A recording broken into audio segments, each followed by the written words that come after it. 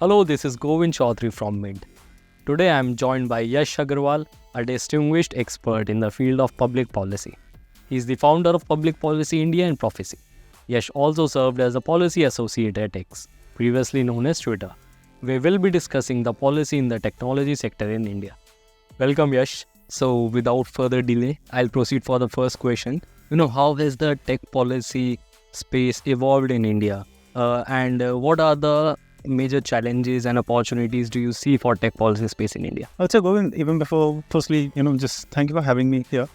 Before getting into tech policy in particular, right, in the broader public policy space in general, right, so what is policy, if you think of it? So, public policy is the art and science of the government coming up with policies in response to public problems, right? So, it excludes all sort of private endeavors, so like HR policy in a firm, for example, no, right? In response to public problems, a solution that's come by a public entity, right? So that's public policies, right? So even if the road in front of your house is broken, electricity power cut, whatever, right? Everything under the sun is a policy concern, as you call it. Now, any job that involves interaction, either with the government directly, right? While formulating a response to public problems, something, or even remotely to the areas that the government works in, right? Healthcare, gender, education, environment, climate change, even nuclear energy, or whatever, right? Can be roughly termed to be in the policy space, although there are some nuances to this that I'm glossing over. Now, so tech policy along the same chain of thought, right, is a particular niche within public policy, right, which focuses on technology, right, solutions, problems, right, how do you regulate the particular sector, innovations that are coming up, and so on and so forth, right.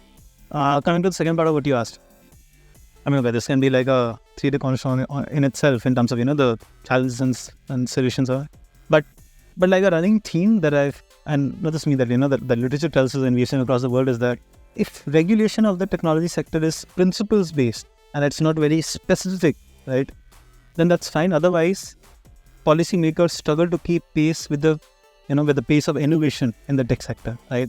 You're regulating something, by next month the shape or form of it has completely changed, or something else altogether has come up for you to regulate, right? It's just a cat and mouse game, that's right. And often policymakers lag behind. Not just in India, we've seen this everywhere, right? So I think the style of regulation has to be slightly relooked at, like it has to be a lot more principles based. That allows use the same toolkit to do a lot more. Well, very well summed up. So my next question would be, are Indian policies conducive for the tech-driven startups? Yes, with some qualifications, right? So I think the Indian state, the Indian government in general, right, and cutting across political parties and regimes, I would say, right, has laid the groundwork, the framework, Govind, for to really enable a lot of startups to come up in India and to test their products in this market at scale and do the things and and even build valuable services out of it. And the key ingredients that have gone behind it is, as we call it, the JAM Trinity, right, Jan Dhan Aadhaar Mobile, right? So imagine what you're doing with Aadhaar. You're providing everyone, right, the most underprivileged way to prove the identity, right? With Jan Dhan, what you're doing is that you're bringing them into the financial net, right, wherein they can accept money, send money, right? So they can be a consumer as well as a producer, right? Roughly speaking. And with mobile, what you're doing is that you're solving for a lot of access gaps, so information asymmetry or opportunity asymmetry and so on and so forth, right? So that's really allowed these to be, and now with UPI and ONDC and everything, right? So you've built guardrails on top of which, like companies, private entities can come up and innovate and build a range of other products. And that's why you've seen technological adoption in India really pick up pace, right? So yeah, this is wonderful to watch. Great. You being here, and we all know that you have worked for X previously. So given your experience, I would like to ask, so how can X and other social media platforms, have been facing pressure from the government? So how they can strike a balance for keeping a safe environment when it comes to, misinformation, disinformation, or we can say talk about content moderation? I think, Govind, even keeping aside my experience at Twitter for a couple of years, right, social media platforms in general, right, and the government of the day for any country, again, not just in India, both have their parts to play, right? The government is obligated to ensure that, the citizenry, the people have a relatively safe environment online, are not exposed to misinformation to the extent feasible and so forth. And entities like Twitter, Google, like a Meta, right, Snapchat, whatever, right, they are obligated to ensure that they're providing their community members, and they're also incentivized on the incentives are aligned in that sense, of course, right? The tricky part becomes wherein again it's a cat and mouse game in the sense people who wish to abuse the scale that these platforms afford, right? They're very they're just very smart. They find ways around the most well-intentioned sort of regulation that are put into place, privacy policies or community guidelines that are put into place by these platforms, right? Sometimes enforced by the government, sometimes not, right? And they just figure out different ways to abuse those policies and just do all manners of things, right? Which are not conducive to the broader community, Right. That are there on these platforms. And my understanding of it, I don't ever see there'll be a final point to this. There'll never be a day when we are like, okay, we have actually solved for all of misinformation, disinformation, or moderation challenges. Because again, this keeps evolving, especially now with something like generative AI. You can have this at a far larger scale as well, right? So that's another whole dimension that's coming up, right? But I think it's the most critical both for the government and the private sector. Now, honestly, all other stakeholders, civil society, media, everyone to realize that, hey, our incentives are aligned that, we wish for, a safer online presence and platform environment benefits everyone in that sense, right? So how can we act as legitimate stakeholders in trying to figure out, what the best means of going about this whole thing? Right. Like you have already mentioned about digital adoption. So we have been witnessing a lot of digital adoption by India. India is slowly and gradually moving towards digital adoption. So how tech policies play a role in that? How do you think, public policy will curb digital divide if there's any?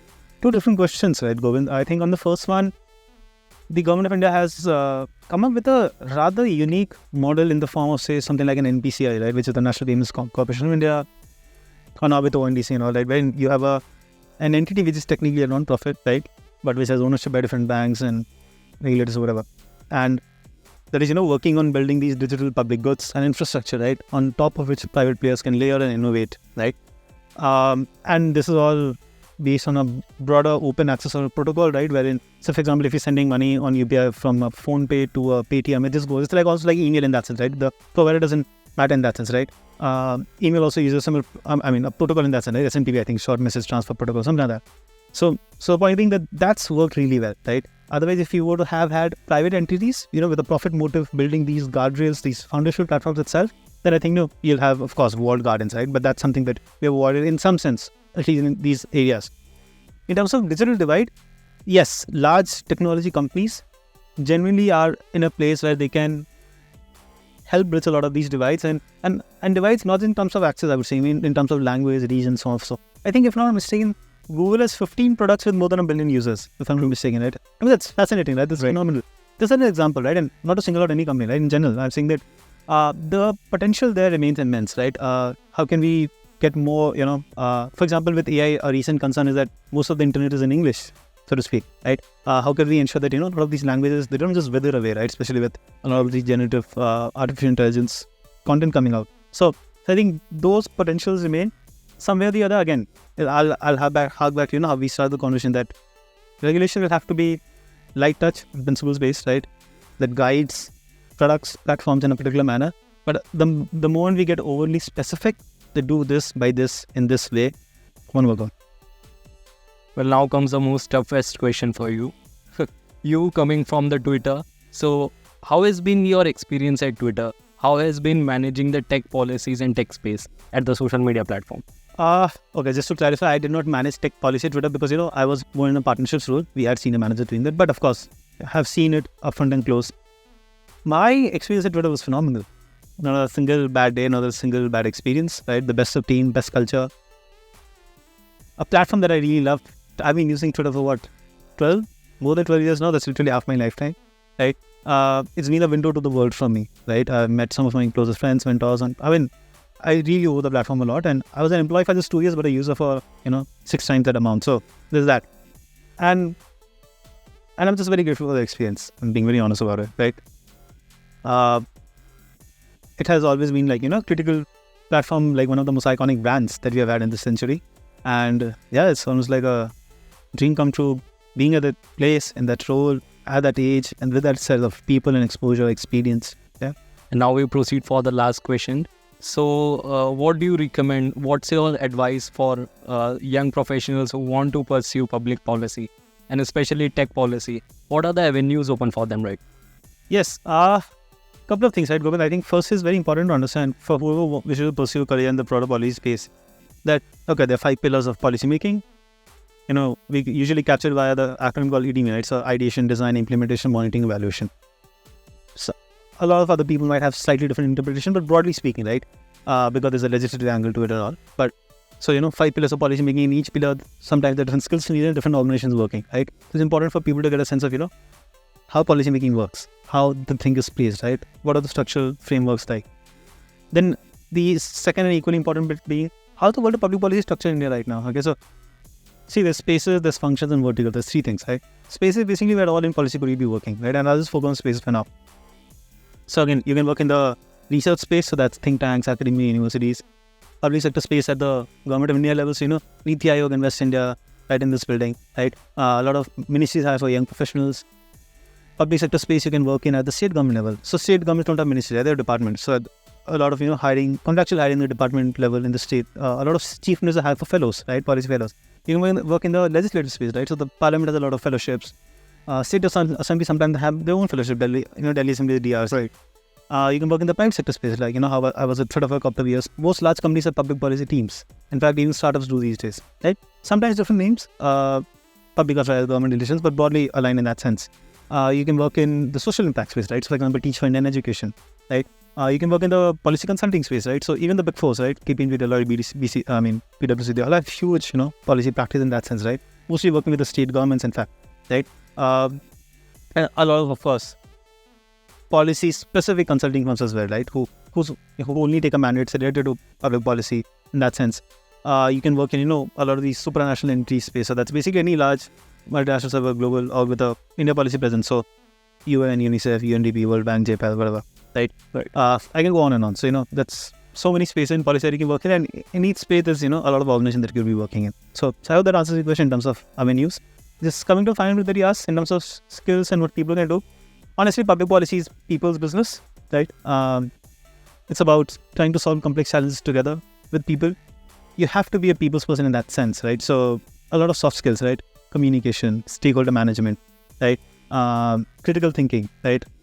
Also, alongside that, having having a basic sense of what the issues in this space are, right? What's happening, what's not, right? That's your subject matter expertise to some extent as well. Right.